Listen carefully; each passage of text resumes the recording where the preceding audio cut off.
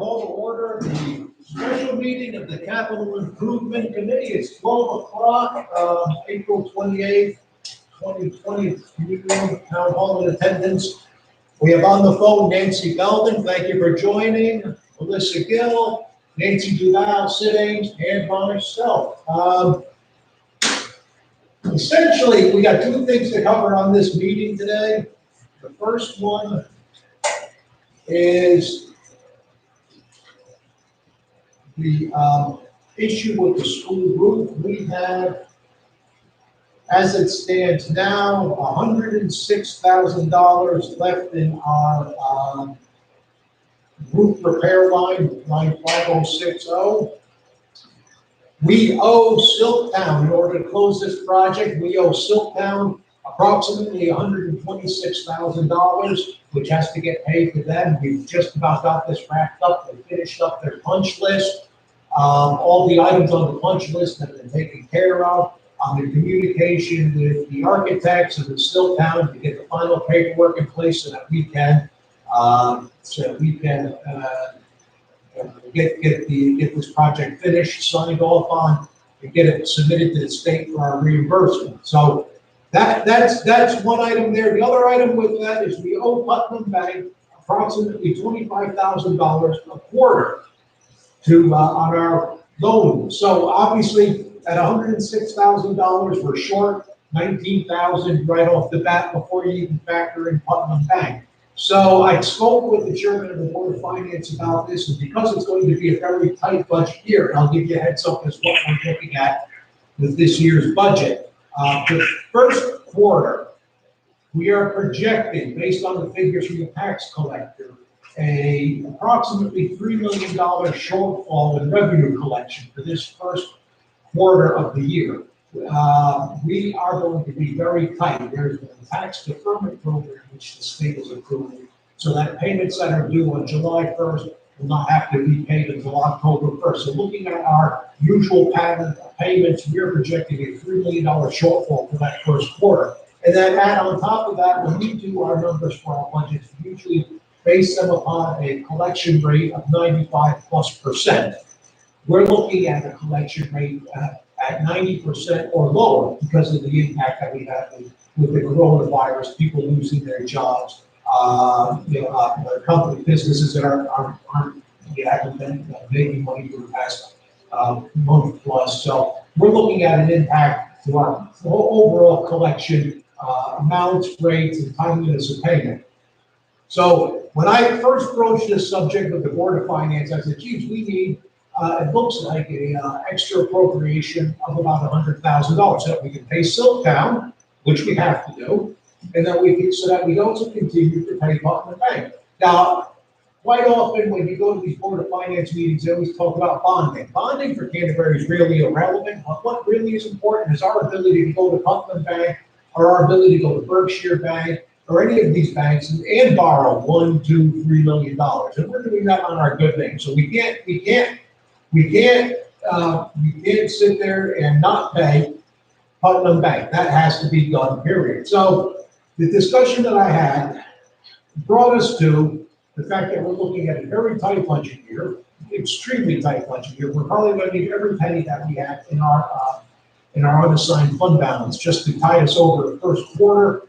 Hopefully, there still is the potential that we might actually have to do tax anticipation loans, but that's a discussion we're still having. Hopefully, we'll have enough to tide us over that first quarter before the money starts coming in on the second quarter. So the recommendation from the Board of Finance, which essentially reads as, this is what you have to do because we're not giving you any money. We know our Board of Finance, and to be honest with you, was to find some projects that are already been funded and to take that money and reallocate it to the roof line so that we can pay Silktown, so we can close that project and hopefully get reimbursed by the state, and so that we can continue to pay Putnam Bank on their quarterly payment. So looking at it, I come to looking at the numbers, it looks like we're going to need approximately $75,000 from different projects in order to get that moved over for this fiscal year. And so I took a look at our P&L, and if you like, We'll just give one of these to everybody.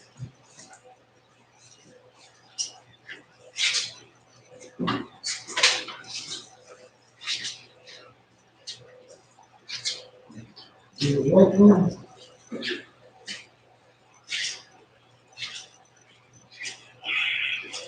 And I had identified on the P&L some projects which I believe, in my opinion, had the best least impact to the municipality if we were to take that money and reallocate it so that we could continue this group project and get this closed up. And so I had identified on there, and you can follow along with me from the prior years,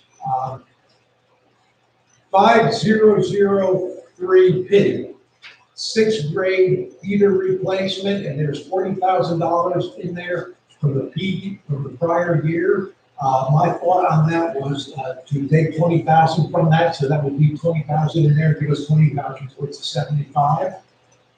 And the P years are, the top ones are the current fiscal years, what we funded for 1920, and the P years are on the bottom of the first page and the second page. The next item was 5069P, which is AC upgrades. There was 20,000 in there, and I was looking at taking 10,000 from that, which would bring us to 30,000 what we did.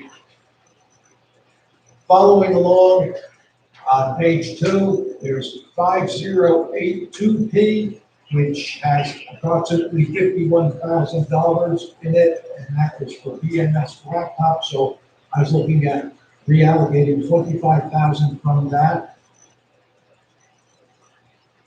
Underneath that, it's 5087P, which has 35,000 in it for air handlers. I was looking at taking 15,000 from there.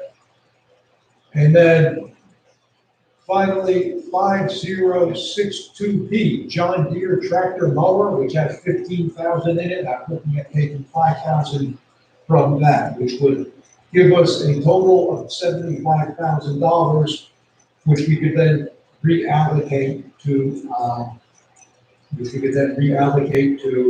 the fiscal year 1920, the current fiscal year. We could reallocate that money to the ed roof line, so that we could pay Silk County and continue to make our payments to Putnam Bank. So any discussion on those?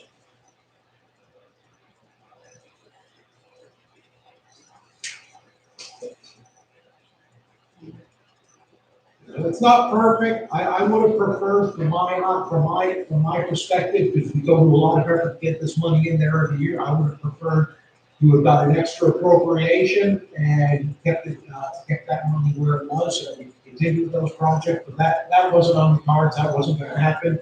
So this doesn't get us to pay for the roof. this gets us to pay for the roof. Yep. And this is what I think Ray and I talked about this and back when the roof project was first proposed. This is the worst case scenario. We were fighting with Silk County for the better portion of a year because they hadn't finished the project. We were making payments to Putnam Bank, and this is where it stands now.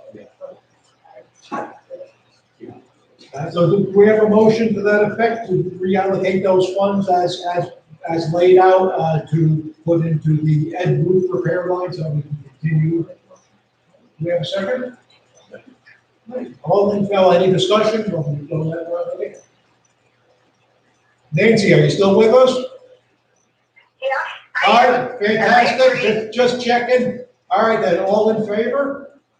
Aye. Thank you. Passed unanimously. Thank you. I will move that to the Board of Selectmen's meeting on next Tuesday, and then we can move that forward to the Board of Finance for them to act on. The next item on the agenda was to take a look at the current fiscal year's budget requests, and I'm not happy with this. I'm not happy with the fact that we're looking at a $3 million shortfall in our first quarter tax collection. I'm not happy with the fact that, I think, we don't actually have, an unassigned fund balance, which would be enough to tide us over. I'm not happy with the fact that we will probably be looking at tax anticipation loans to tide us through. I hope we don't have to. And so part of what I came up with here, and I don't really want to vote on this today, I actually want to schedule a meeting for next Tuesday, because I'm going to put the spreadsheet together, but I came up with a couple different things, a couple proposals on this. I think, as everyone well knows, I've been doing CIP for the better portion of 4 years now, and my objective here is never to rob anything. It's always to try to put the money where we need it so that the town is able to do its business. And this is a business function. But when I'm looking at the tight fiscal year that we are facing, I can guarantee you that the Board of Finance perspective on it will be much different, and that any increase will probably be cause for concern on their end. So when I looked at these numbers, and my first proposal was this, and if y'all have the most current spreadsheet, this is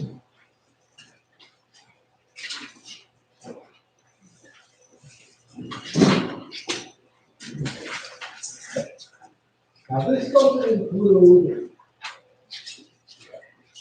my notations. I have a lot of pencil notations on mine about the fiscal year 25, 26. Well, we talked about that before and put those numbers in. They just haven't made it on here yet. But when I'm looking at this, if you follow down fiscal year 2021. The two items at the top are pre-money. That doesn't matter. That's in there. The next item following down is a plow sander lease for $35,000. At the very least, I think we're going to have to move that out to the next fiscal year, 21, 22. And then on the following items, I'm looking at, and this is the first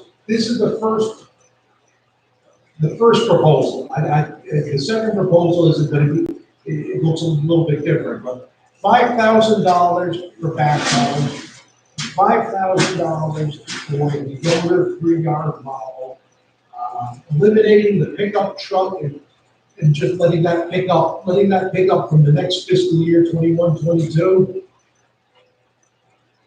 The $69,950 has to stay in for a plow sander lease, because if we don't pay it, they take our trucks back. $5,000 for the chipper. And if we follow that down, we already talked to Corey at prior meetings that they don't need the money for the self-contained breathing apparatus equipment, so that had already been factored out. And then we get down further, technology upgrades, there's a $40,000 figure in there. I know we're using some of that money this year to upgrade the software in the finance office, as well as to purchase Chromebooks to get the kids geared up for remote learning. But that line has always been sort of a dumping ground. And I have a tough time finding any sort of background paperwork on that request. So the thing I've been trying to do for the past few years is to clean this up so we have project-specific requests, not one that fall into this sort of nebulous bucket of technology upgrade. So the proposal is for that to go to 0. Bus replacement, we've got, because we've got for the software, we have 56,000 in the prior, 59,000 in the prior year, plus we put in for software for this year, there's another 30,000 that went in this year, so there's 89,000, so there's 50,000 for the software. Plenty of money for the Chromebooks, because I saw the price on those, and there's still money left in that line, yeah.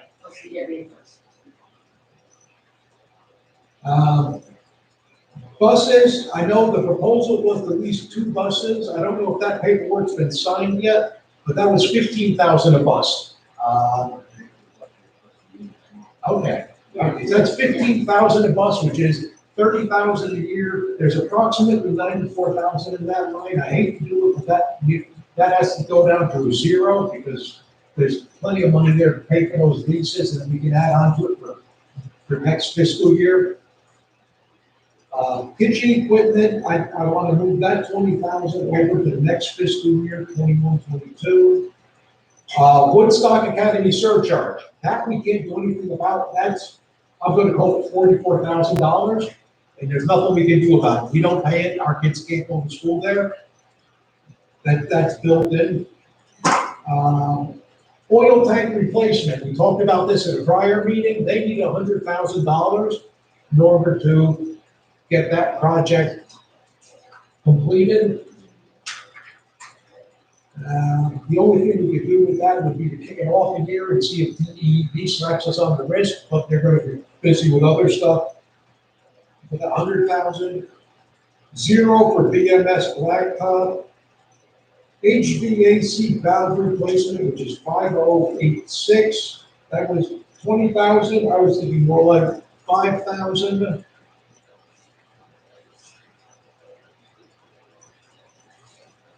And then pickup plow 0, playground equipment 0 for this fiscal year, 0 for tree removal for this fiscal year, 0 for parking lot configuration, and 0 for athletic fields for this fiscal year. And the total amount on that, if you add it all up, and I included on that $100,000 for the roof. I think if I did it, put that in $100,000 for the roof because we have quarterly payments of $25,000 apiece. When you add that all up, that comes to, including public works and the others, it's $333,950, which is an increase over last year. Last year's was, or this year's was, I should say, $284,828. So that's a approximately $50,000 increase. I don't know how that's going to fly in this tight fiscal year. Second proposal, and I don't want to act on these today. This is food for thought, so think this through. Second proposal, proposal number 2, is bare bones down and dirty CIP for fiscal year 2021, based on the fact that we're facing a tremendous economic uncertainty, and that would be $69,950 for the plow sander lease that we have to pay. But they take 6 trucks back, and I don't want to be there when they do that. $100,000 for the oil tank, and we could get that project done on time. $100,000 for the roof, because we still have to make our current payments, which are about $25,000 a quarter. Now, when the state reimburses us, we then will deposit that check and Putnam Bank will re-amortize, so that payment will go down. But until the state reimburses us, that's the reality we have. And then Woodstock Academy, which is $44,000. That at a bare bones CIP, not funding any of the backhoes, the chippers, and no extras, is $313,950, which still puts us above. Last year of 284, 828. So the only thing I can think of, if we actually wanted to come in below next year, would be to divide up the oil tank and not actually do that this year, and see if DEP slaps us on the wrist and put $50,000 into the oil tank for this year and $50,000 for the next fiscal year, and then jump on it at the next fiscal year. That's a possibility. That would buy us. That would probably buy us the. We'll just bring us in right below.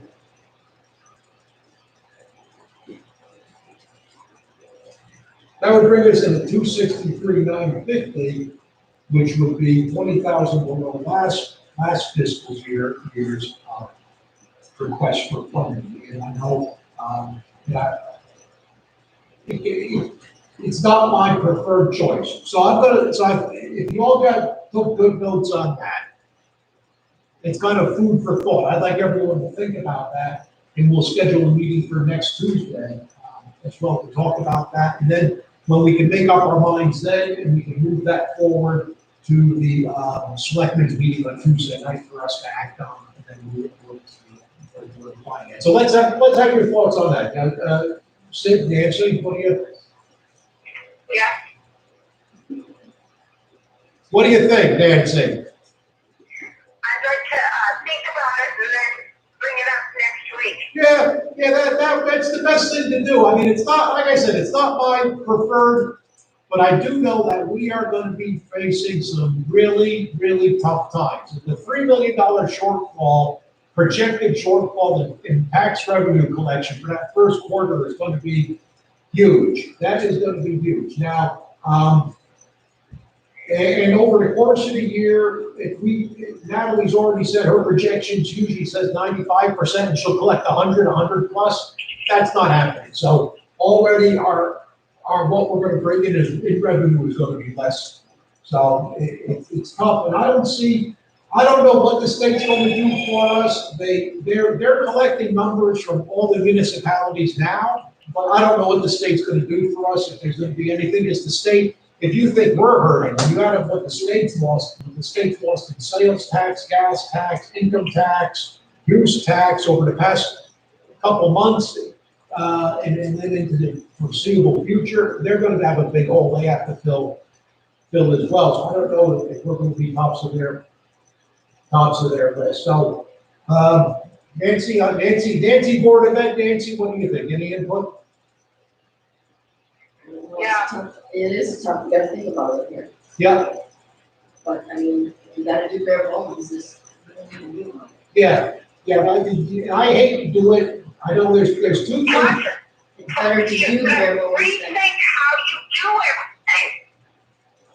We may have to change the way we do everything. Oh, yeah, you're right, no, this is a game changer, yeah, it is, and for small towns that don't, like Canterbury, or any small towns that don't have a diverse tax base, it falls squarely on our resident shoulders, but it is huge, there's gonna be a lot, this is not, and it's gonna take the better portion of a couple of years to come through this at the other end, it does change how we've done things. Sid, what's your recommendation? We can handle it. Okay. As far as if you don't want, that's fine. It is what it is. I get it. Yeah. My only concern with, I mean, we can fix things. It might go up in some of our other areas, as far as our trucks and equipment and regular, but it is what it is. We all get where we are. My only concern is that in the past, it's always been the same. Bottom dollar, bottom line, cut here, cut 5%, cut 10%. In previous year, where you look at it and you cut it back then, you cut it then, you cut it then, now we're bare bones. I mean, we can make it work, don't get me wrong, but in the future, like we discussed before, I would like to see something bare minimum. This is what we gotta have. Well, I always point out that the way Public Works is put their CIP request for funding is the way it should be done. You got $10,000 a year over a 10-year period, you get $100,000 to buy that new piece of equipment. Although there is a certain selectman who will remain nameless, I and Mark always believe we should look for a used piece of equipment because it's cheaper. That's another story, we won't go into that one. If you was guaranteed to get that money every year, then maybe you could do that. For instance, with our sucker truck. Yeah. If you know that you're gonna guarantee us that we're gonna get a certain amount of money, that's fine. But every year when you start taking away, then you gotta go with a new one because you gotta. Yeah, because you have to have that long, That longevity. longevity.